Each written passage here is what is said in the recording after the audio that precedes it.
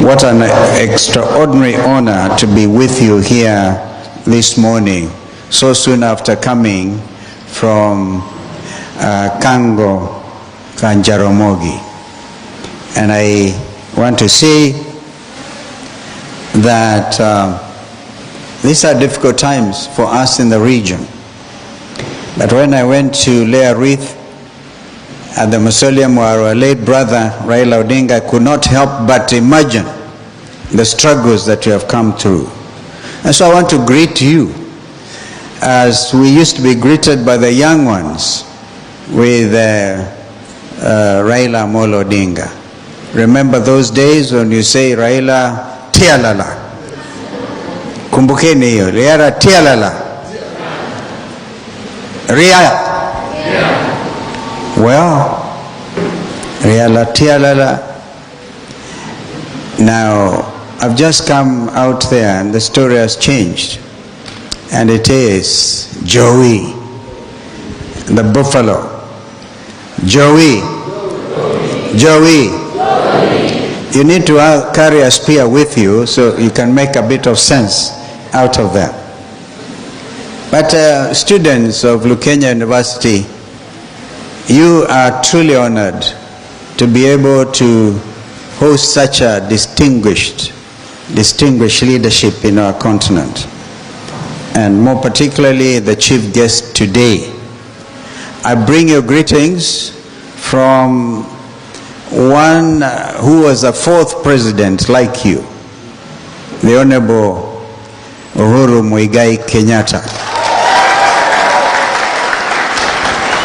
I was speaking to him as I was driving in to Kenya, and he was so excited. He leaves the country tomorrow and he asked me to convey his message of welcome to you. And there's so much again as Mheshimiwa Jessica Balu, Member of Parliament for this area. You did make some very interesting comparison between our chief guest and yours truly. That you are born the same year, believe it or not. But Mr. President was born in February and I was born in December. They went on to found Botswana Patriotic Front. And we are members of Wiper Patriotic Front. And then you have come visiting.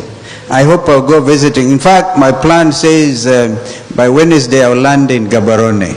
So I hope you'll be home by then and to be able to visit.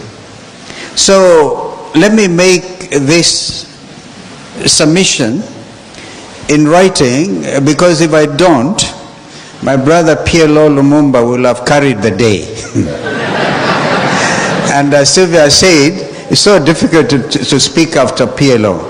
But PLO must tell you, I'm very personally proud of you because of what you have done to this university.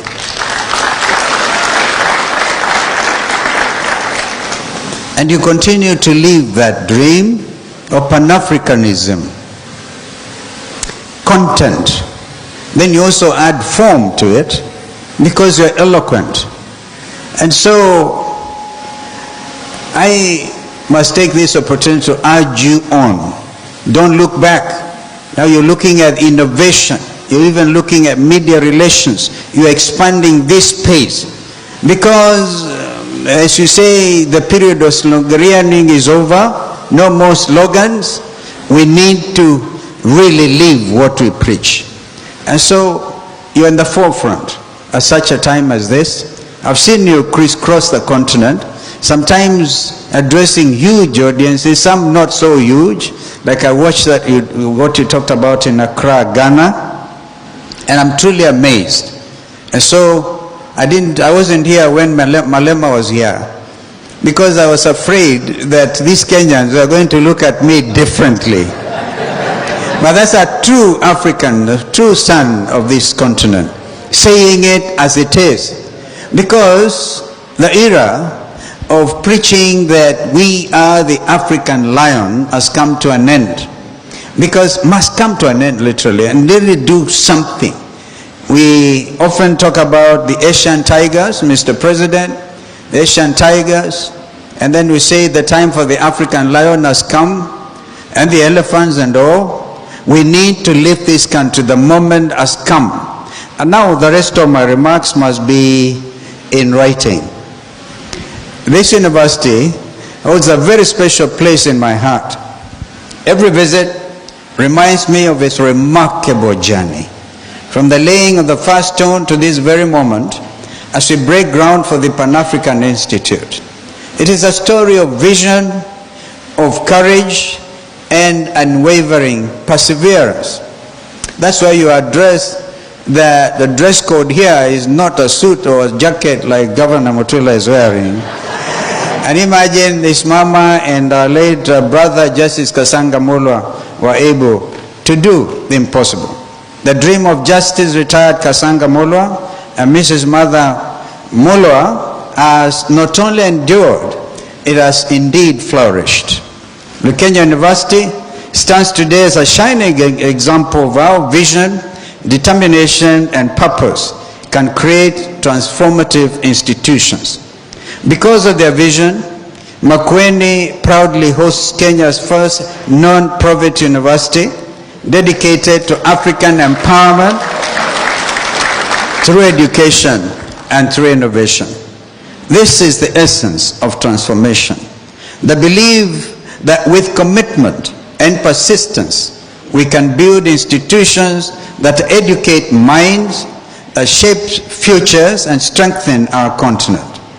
Distinguished guests, Africa and the world bade farewell to one of our greatest Pan-Africanists, the second Prime Minister of the Republic of Kenya, Right Honorable Raila Odinga.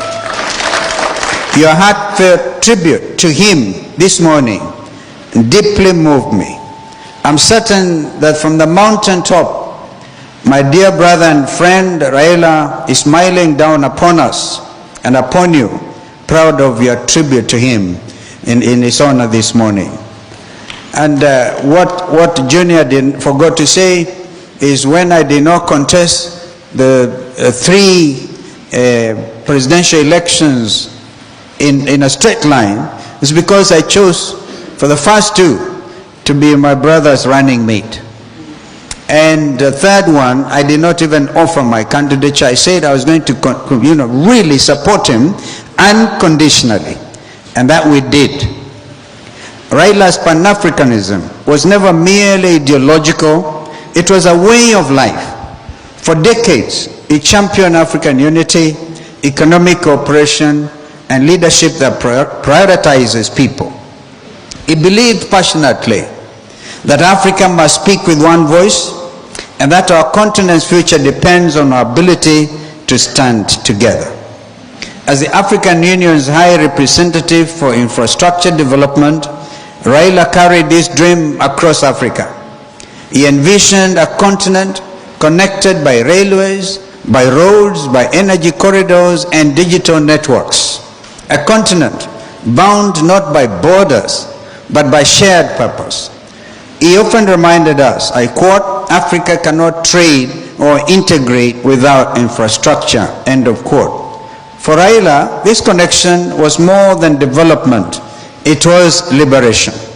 And therefore I also agree with you, my brother PLO, when you say the time for economic liberation is now. It was important. Our forefathers, a lot of whom are actually being depicted right in front of us, struggled and fought for African political liberation. And that was achieved. And I think the story of Kwame Nkrumah and the argument at the OAU summit at that time, whether they should have gone for integration, which was, I think others like Mwalimu Nyerere and others, that a few had a different way of looking at it. But imagine Kwame Nkrumah's dream been agreed with.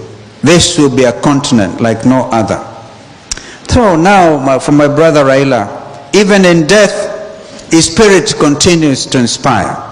His voice reminds us that Africa's power lies in cooperation, not in division, in dignity, not in dependency. May his soul rest in eternal peace, and may his dream for a united Africa live on. Of course, he joins many, many others. I can tell you, for example, at the occasion to even reach out to brother leader who was misunderstood, Muammar Gaddafi.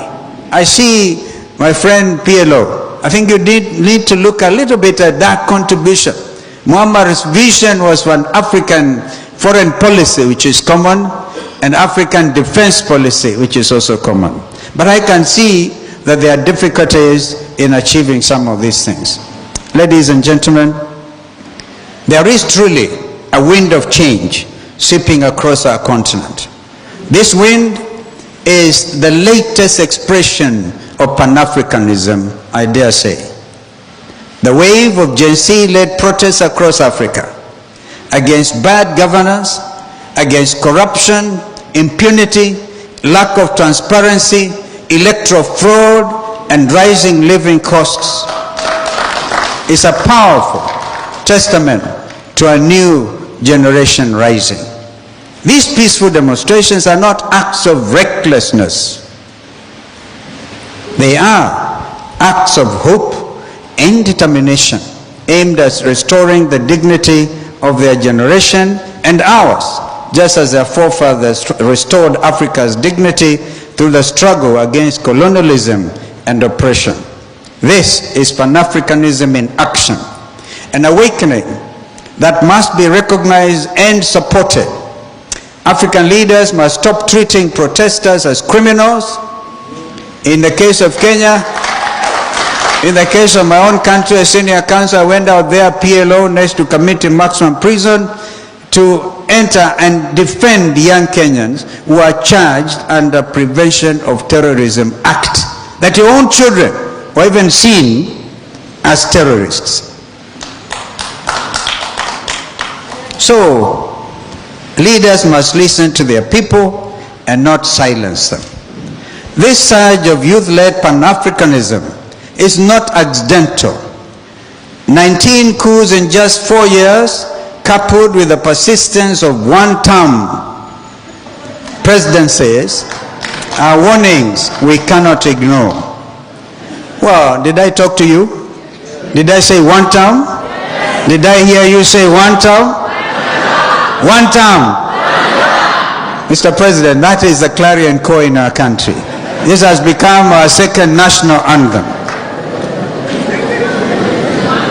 Guests, dear friends, as we break ground for the Pan-African Institute today, let this moment be a reminder that Africa's future is in our hands and we are still painting our canvas.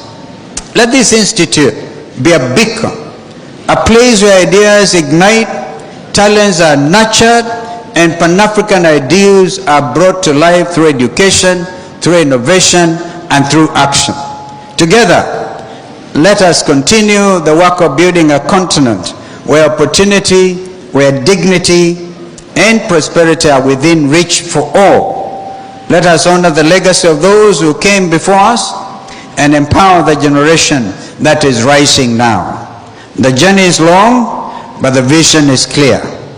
An Africa united, strong, and free. Viva Africa! Viva, Viva Africa! Viva. Comrades power! Power. Comrades power! Power. Comrades transaction. You know what that means. God bless you. God bless the Republic of Kenya. God bless the Republic of Botswana. Long live Africa. The time for Africa to rise is now. Amen.